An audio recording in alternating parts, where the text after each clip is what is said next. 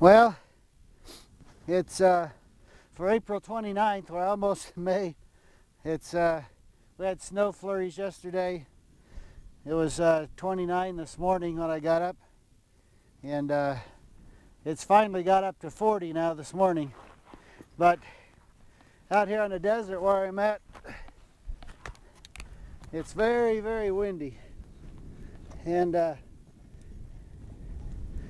I had intended to have just a kind of an open fire, but it's so windy that the flames just blow horizontal across the ground. So I finally decided, well, I got to put up some kind of windbreak for this thing. So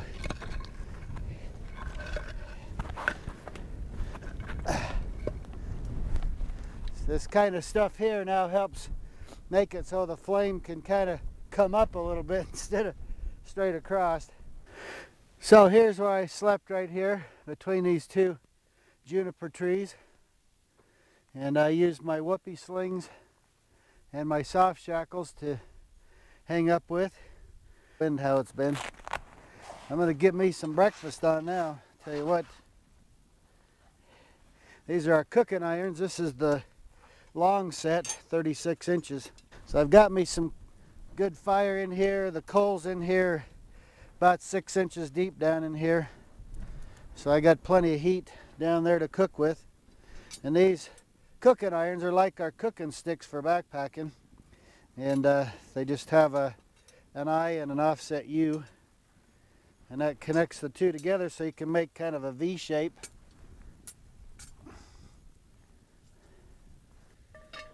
Put my Lodge cast iron fry pan on there. Let that get heated up for French toast. Yes, I'm doing French toast again. I don't know, I got addicted to it this year somehow. Maybe it's because I'm lazy and it's really easy to make. I'm going to hard boil a couple eggs, which I like to do that a lot of times at breakfast time. Then when I go hiking or something like that, I can have them in my pack, and it can kind of be a little snack for out hiking around a little bit. So I'm going to put my Optimus Weekender cup on there. I'm going to put me a couple of eggs down in there. And if you watched my videos before, you know I like using these saving these old pie tins. So this works really nice. Alright, this should be hot. There we go. Let that thing get after it here. Well, one side's done. Let's see how the other looks. Well, that's about right for me. Right there.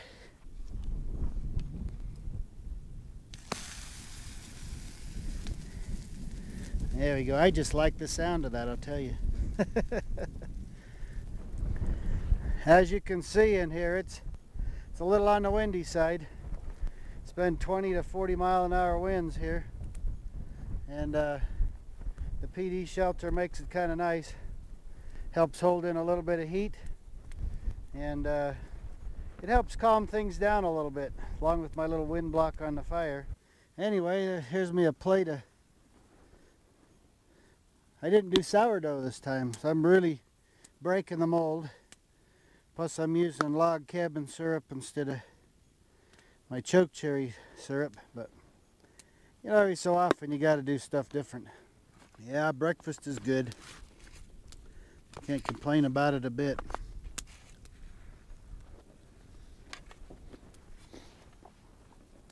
Get me a little energy for the day right here.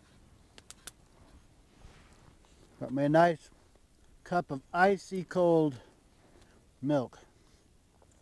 That's how I like my milk, just almost ice crystals in it.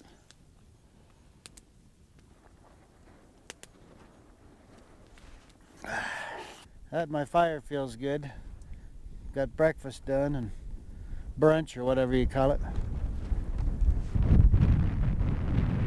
So anyway, here I am at Cleveland-lloyd Dinosaur Quarry, and it's beautiful view. I'm up here on top of what's called Raptor Point.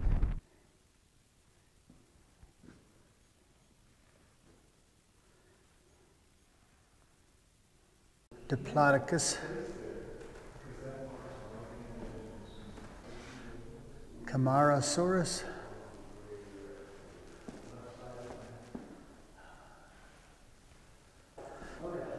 Stegosaurus. Now you recognize this guy right here?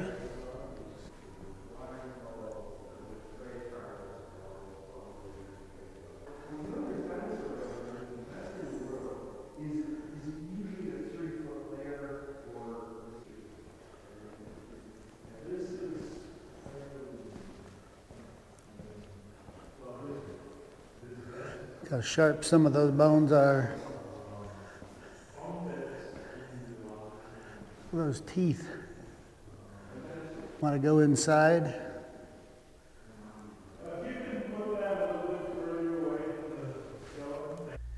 This building here is where they're showing the process of discovering the bones and quarrying them. This site is, they say, the most densely packed with dinosaur bones of any place in the world. So this gives an idea of how bones were found. It's thought that early cattle ranchers or whatever may have seen bones sticking out that had washed away from erosion.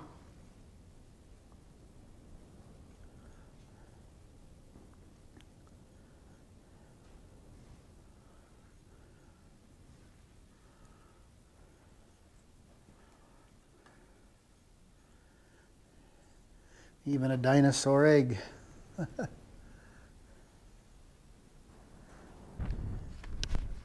Right here's the rib bone of a sauropod right here. It's embedded in that kind of muddy rock. You know, who would think that out here in this area like this, you'd find the most dense section of dinosaur bones of anywhere in the world. It kind of looks like anywhere else, really.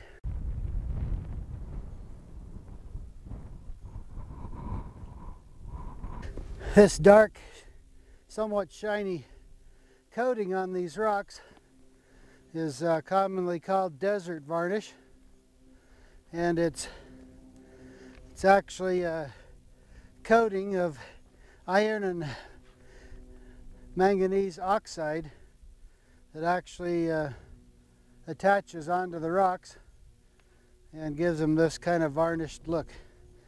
This is very common down in these desert areas.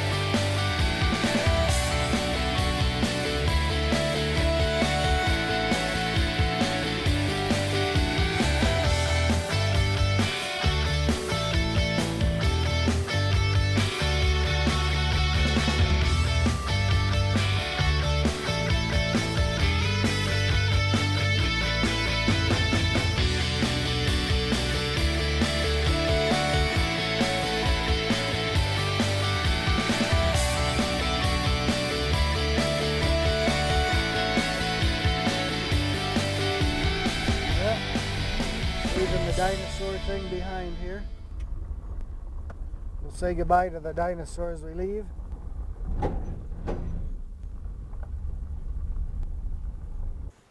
All right, well, so this is my sleeping quarters last night. When I got in here, we'd had some snow flurries earlier. The wind was blowing about like it is now, 20-30 miles an hour or so. Temperature got down to about 28 degrees last time I looked last night. So I set up my hang here, my hammock. I set it up to deal with the wind and the chilliness. Now, wind blowing last night kind of rocked this thing a little. It's kind of like being in a rocking chair, man. It was actually pretty nice. So here I am inside my little pod type deal here. Got my blanket, which is wrapped all the way around me. It's the PSBL, our large survival blanket.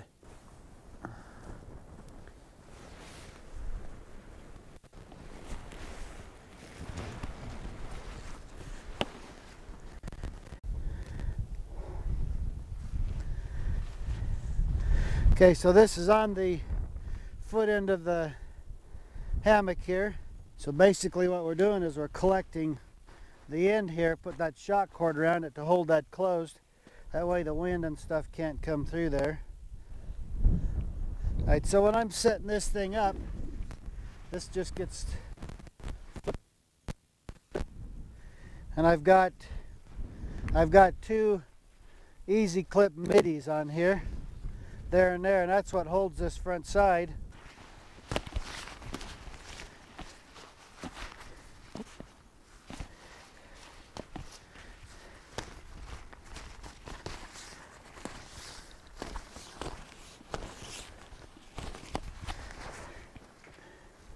Okay, so there we are, and snaps up for the end right there. All right, now you see right here, this is the, of course, the hood to the poncho. And what I always do is I just take and draw that up, cinch it down with the cord lock. Now that closes the hood off completely. If I'm sleeping in my clothes, I empty whatever's in my pockets into there, and it becomes kind of a pouch for me. So that's what I do with to utilize the hood. So anyway, that's a fairly common type setup that I do out camping, and a lot of my camping is in juniper trees like this. Utah is just full of them all over the deserts and everywhere. And but anyway, we're trying to make stuff that's adjustable to use pretty much wherever you're at. And so this is how I do it. This is what I did.